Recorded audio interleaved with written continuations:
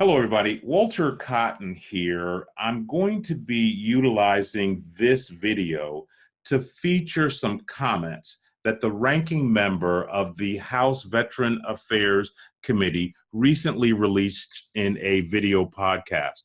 I'm doing this because I'm often railing against what Congress is doing wrong, or what the agency is doing wrong, or what this prime contractor is doing wrong, or what's wrong with this legislation or regulation. In this particular video, I want to point out one who's doing it right. Chairman, or should I say Ranking Member Rowe, who was the former chairman of the House Veteran Affairs Committee, has long been an advocate of us leaving no stone unturned to correct, to rein in this veteran suicide epidemic we're experiencing. You all know that I'm driving the No Veteran Left Behind initiative, but I need you to know that we've got our guns, lawyers, and extra ammunition focused on this scourge, because our veterans, at the end of the day, they are the only natural ambassadors that we have available to military service in this great nation. And therefore, we need to make sure that they are taken care of in a fashion that would be commensurate with the service that they've given. Yet I digress. Without further ado, former chairman, ranking member of the House Veteran Affairs Committee, Congressman Phil Rowe. 20. That's approximately how many of our nation's veterans, active duty service members, and members of the National Guard and Reserve commit suicide every day. This has been true since the late 1990s. There's been little improvement to these rates despite significant increases in funding, staffing programs, attention, and support for veterans' mental health and suicide prevention, both inside and outside the VA healthcare system.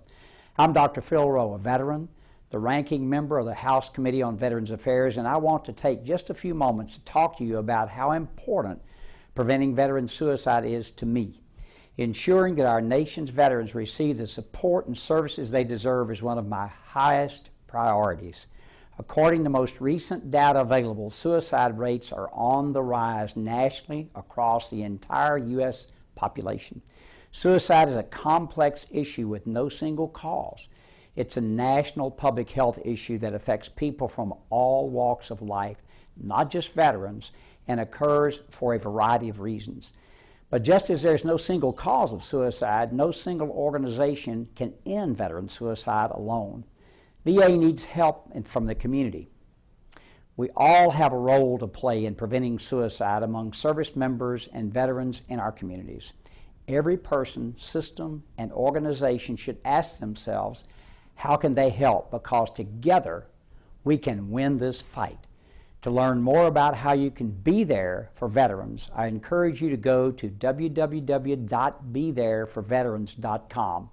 We know that treatment works and that recovery is possible, so we're working hard to find ways to encourage veterans to connect with the care they need and deserve.